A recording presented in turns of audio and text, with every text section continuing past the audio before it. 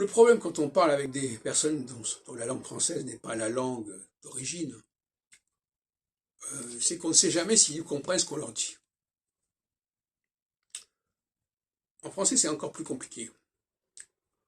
Parce que la langue française orale est très particulière.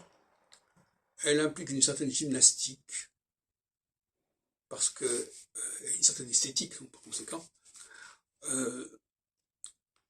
Et il faudrait psychanalyser les étrangers qui essaient de parler le français.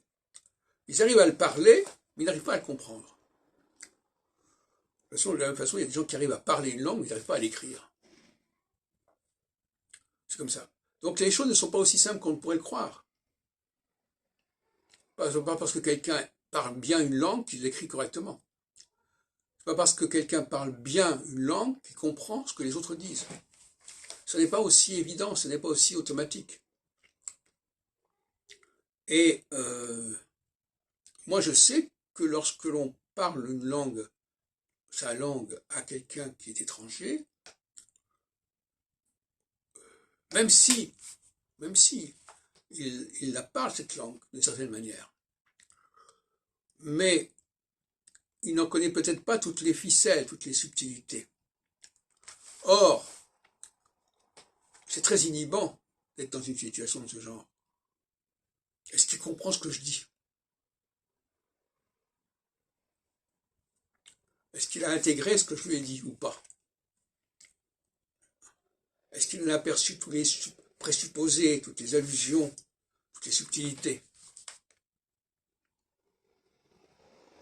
Rien n'est moins sûr.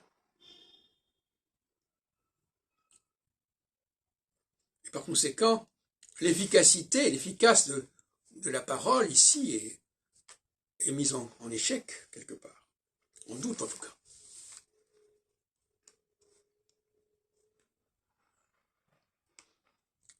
C'est ce que j'appellerais actuellement un programme d'esthétique. Esthétique de la langue, esthétique du comportement, esthétique des valeurs. Enfin, voilà. C'est un mot-clé que je mets en avant, au même titre que le mot épistémologique, j'aime beaucoup aussi. Et je me rappelle qu'en classe de philo, j'ai travaillé beaucoup sur ces notions déjà, à l'époque.